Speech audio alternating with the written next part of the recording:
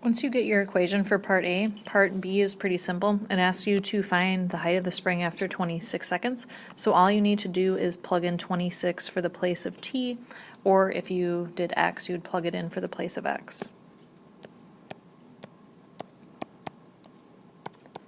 Then you can just enter the whole line into your calculator. Just make sure you're in radian mode.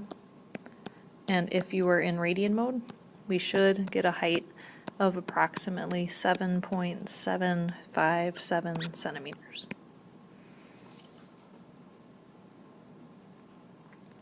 Question C is a little bit trickier because it's asking for the first time the height of the spring reaches 16 centimeters above the ground, which means we need to replace the dependent variable with 16. And that requires a few more steps in solving. We're trying to get t by itself now. So to get rid of the 12, you subtract 12 from each side. If I take 12 away from 16, that becomes 4. And then to get rid of the 6 in front of the cosine, you would divide both sides by 6. So I get 4 over 6, or 2/3 over here.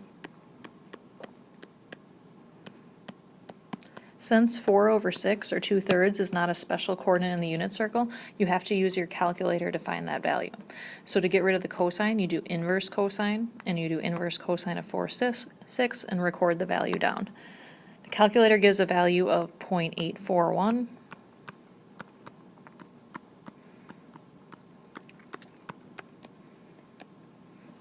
Now, one thing that you need to remember is that your calculator only gives you one answer, even though there's an infinite amount of answers.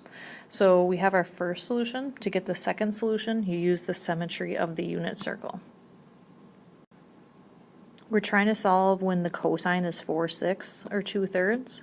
Cosine is an x value. Along the unit circle, x is 0 here, and it's 1 here, so 2/3 would be about there. And then your calculator gives you the answer on the top half of the circle because it's restricted between 0 and pi, so that gives you the 0.841 answer. And for cosine, it's really easy actually to get the second distinct solution because you just go in the opposite direction. So it'll just be negative 0.841 radians.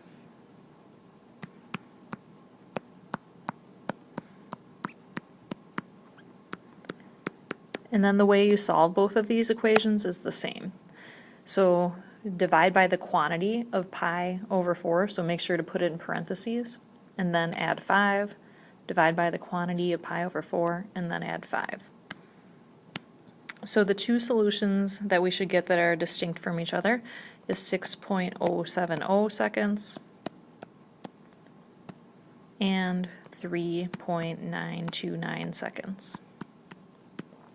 Now remember, we can always add or subtract multiples of the period to get more answers. So it wants the first time the height reaches 16 centimeters. If you remember from when we set up the equation that the period was 8, what we want to do is check to see if we can take away 8 from these answers without going negative. So I can't take 8 away from this without going negative, and I can't take 8 away from this without going negative, so that means that these are the two smallest solutions. And the smallest one is going to be the very first time, so this one right here will be your final answer. And then if you want to just put a unit on that, that would be seconds.